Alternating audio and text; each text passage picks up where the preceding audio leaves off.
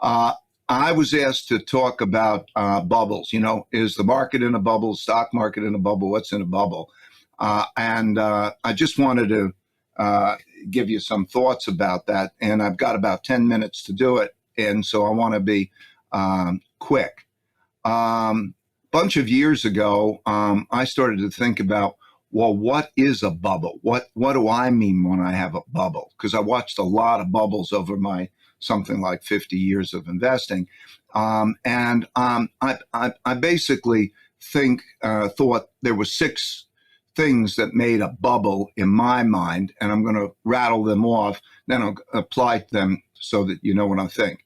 First, how high are prices relative to the traditional measures of prices is a consideration.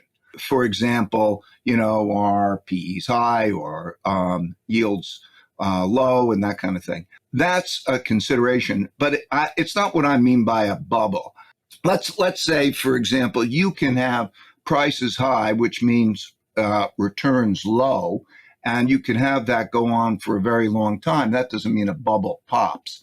So I'm really looking at whether you get a pop, but still it's an ingredient. So for example, let's say if we were to take the bond yields, the bond yields are at extremely low levels. And so think about bonds as having a multiple. The multiples of bonds are, like 75 times earnings or something, depending on what bond market you're operating in. And so when stocks compete with bonds, they're competing with low returns.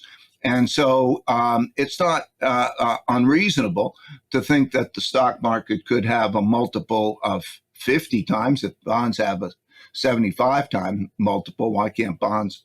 And that means a low return. So that's one of the considerations, but it's not all. The second is prices are discounting unsustainable conditions. So unsustainable starts to be part of this picture of a bubble.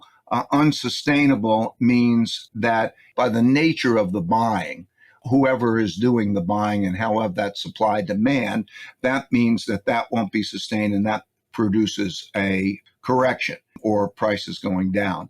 And then there's this speculative element, number three. So one of those measures of the speculative elements is new buyers in the market. They're attracted in the market. It's the sort of thing where, you go to a cocktail party and people who are never involved in the thing are investing in it. And that could be tech stocks and it could be real estate and whatever, but, they're drawn in, and that there's big bullish sentiment. So everybody wants, not having these things makes you feel dumb, that kind of thing.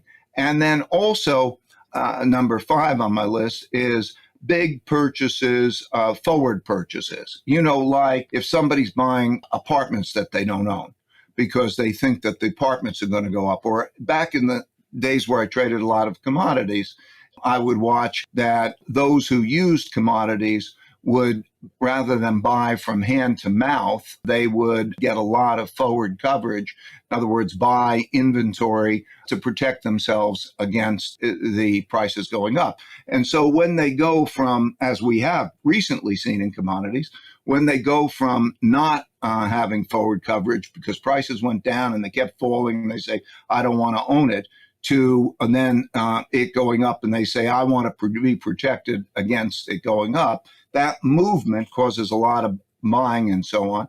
So that's buyers that have extended those forward purchases are an indicator that I use. This table here that I'm showing shows for the stock market as a whole, those items that, are we in a bubble? Is the stock market in a bubble? Well, I apply that framework to all individual securities. And I do that in a systematic way because my process is to write down the criteria, to use filters and so on, and try to see which are in a bubble. So there are different stocks. Some are in bubbles, it seems to me. Some are not in bubbles. And the stock market as a whole is indicated by that table. Let me just go to the next chart.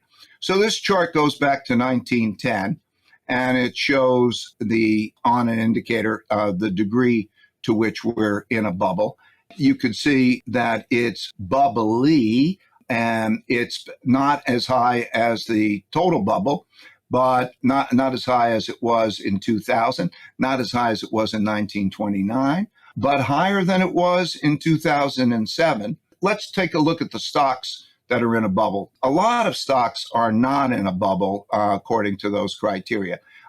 So this goes back to 1995, that chart, and it gives you an idea. So this is the first chart is the share of the top 1,000 charts that are in a bubble, and so it's been about 5%, or the share of the S&P 500 about 2% by comparison to those in 2000. Again, not as high as the 2000 bubble or the 29 bubble, which were comparable, but higher than 2007. So let's go to the next chart. And this shows the bubble stocks. I put together an index of those that are bubble stocks, and this shows how they've performed in relationship to the S&P 500. And so you could start to see as we're breaking down the bubble. And I believe that that's likely to continue. But being in a bubble, one of the things is, bubbles can expand and contract, and the timing is a big issue. Okay, so why are we in a bubble? This chart goes back to 1900, and the top chart shows debt to GDP. The bottom chart in the blue line shows interest rates, and the red line shows the printing of money, the amount of money that's going in. And so what you can see is when you have a lot of debt, like we have a lot of debt now, and there's a lot of increasing debt, and there's the hitting of zero interest rates in both cases. There's the printing of a lot of money. And that's a key element of the bubbles, because they have a lot of liquidity that comes into the market. And then there's a lot of throwing around that money in terms of bidding up all sorts of assets. So you could see that red line. You could see how when the blue line hits zero, the interest rates 1930, starting in 2008, and since we've had that movement, then you see the largest movement now. So a lot of liquidity, a lot of debt financed debt monetization makes for a classic bubble. Other items are new IPOs, with particularly if they have no earnings, high price to revenue, or in many cases, no prospect of making money. Those are bubble considerations too. So I would say you can't say the stock market is in the highest bubble. You can't even say that it's necessarily in a bubble. You have to distinguish which stocks are in a bubble or have been in a bubble from those that are not in a bubble. There are a lot of stocks that aren't. And that bubble is a little bit like the bond market's bubble. So I hope that gave you a little bit of flavor of bubbles and how I look at them and where we are. Thank you.